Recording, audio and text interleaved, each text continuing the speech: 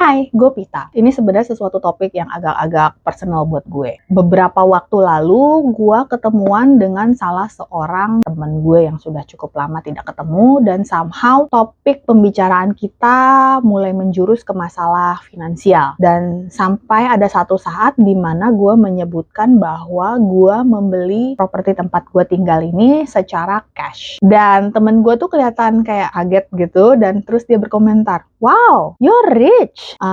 Terus gue bengong, kok gue gak merasa kaya ya? Karena buat gue definisi kaya adalah ketika gue minimal bisa mencapai angka financial independence gue, yaitu 25 kali dari perkiraan biaya hidup tahunan gue saat pensiun. Tapi di mata temen gue itu gue dianggap kaya karena bisa membeli properti secara cash. Dan ini kembali ke pertanyaan gue, kenapa seseorang merasa tidak kaya? Ini bukan cuma buat orang yang penghasilannya level gue doang, tapi ada orang yang penghasilannya bisa 10 kali atau bahkan bisa 20 kali lipat daripada gue, tapi orang itu menganggap bahwa dia nggak kaya. Ini jadi kalau berdasarkan pengamatan gue, ada beberapa hal yang membuat seseorang itu tidak merasa kaya berapapun besar penghasilannya. Yang pertama, seseorang itu tidak akan pernah merasa kaya kalau dia punya banyak hutang. Orang itu akan selalu ingat bahwa penghasilan apapun yang mereka punya saat ini harus digunakan untuk membayar hutang tersebut. Jadi mereka akan selalu berusaha agar menambah penghasilan mereka agar bisa membayar hutang, dan akhirnya sehari-hari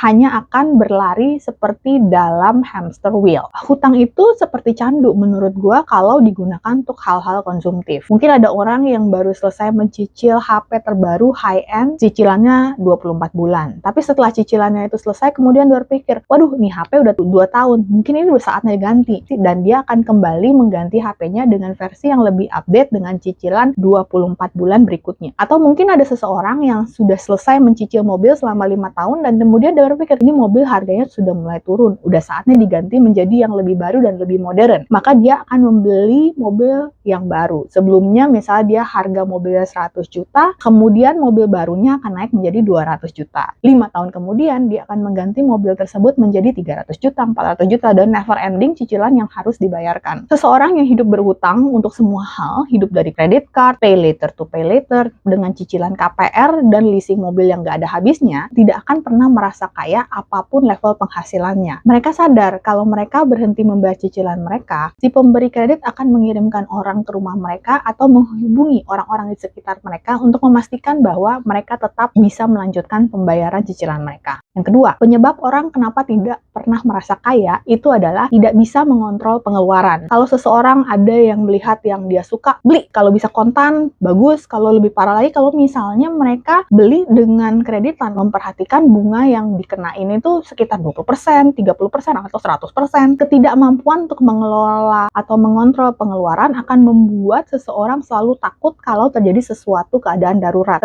Bisa terjadi kalau misalnya ada anggota keluarga yang sakit, atau ada mereka sendiri yang jatuh sakit sehingga mereka tidak bisa menghasilkan penghasilan yang sebesar sebelumnya. Mereka akan khawatir bahwa keadaan darurat ini berdampak pada rencana keuangan mereka, dan akibatnya mereka tidak akan pernah bisa merasa kaya. Gue tahu seseorang yang jabatannya sangat senior di sebuah perusahaan multinasional dengan gaji yang gue perkirakan sudah levelnya ratusan juta. Dia tinggal di sebuah rumah yang cukup besar dengan menyewa sekitar 100 juta per tahun. Suatu hari ada kerusakan yang cukup parah di rumahnya sehingga dia harus mengeluarkan uang untuk perbaikan di rumahnya. Di saat itu, pajak mobil Mercedes yang nomor cantik yang dia punya itu habis masa berlakunya. Saat itu belum tanggal gajian. Jadi orang itu merasa terjepit karena dia harus ada perbaikan rumah dan membayar pajak kendaraan Mercedesnya. Dia itu harus putar otak, dan dia akhirnya buntut-buntutnya meminjam uang ke temannya hingga dia bilang, nanti akan gue ganti pas gue gajian. Jelas orang itu tidak merasa kaya. Karena walaupun gajinya ratusan juta sebulan, dia tidak bisa mengeluarkan uang beberapa puluh juta untuk membayar pajak kendaraan mewahnya. Kita bisa berkomentar seharusnya ya orang ini hidupnya lebih sederhana sesuai dengan kemampuannya. Well, dia punya kemampuan menghasilkan uang yang gak main-main karena dia pejabat senior dengan penghasilan ratusan juta per bulan. Tapi karena dia tidak bisa mengontrol pengeluarannya, maka dia tidak pernah bisa merasa kaya. Yang ketiga, living paycheck to paycheck dan tidak punya sumber penghasilan yang lain. Nah, ini sesuatu sesuatu yang gue relate. Sebagai orang yang sumber utama penghasilan gue adalah dari gaji, gue bisa dibilang gue orang yang living paycheck to paycheck. Walaupun gue berusaha agar setiap paycheck gue itu bisa gue investasikan setengahnya. Ketika ada seseorang yang hidup paycheck to paycheck dan ya akan terus menunggu tanggal gajian berikutnya, jika terjadi sesuatu yang menyebabkan gaji itu terlambat atau tidak diterima, dia akan kesulitan kalau orang tersebut punya cicilan atau kewajiban yang lain. Misalnya dia harus ada cicilan rumah, cicilan mobil, cicilan elektronik, atau kiriman uang bulanan ke orang tua, atau biaya pendidikan anak kuliah, dan lain-lain yang harus dibayarkan begitu uang diterima tanggal 1 setiap bulannya. Bagaimana seseorang yang tidak bisa hidup selama 30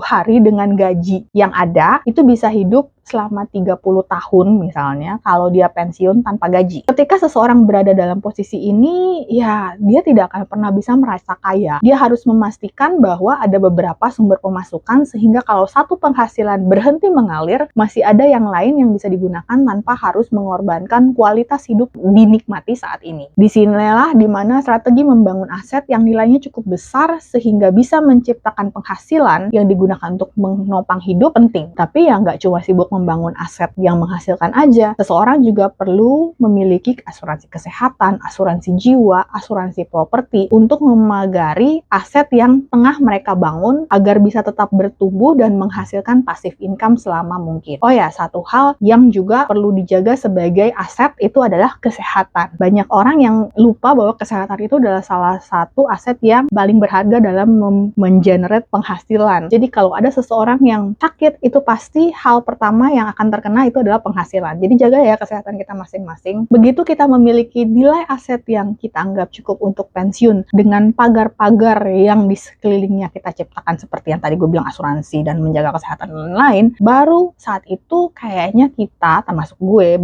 bisa berkata I'm rich. Karena itu saatnya dimana gue mencapai financial independence dan tinggal memutuskan kapan gue mau retire early. It's not about how much you make, it's about how you manage your money. Salam!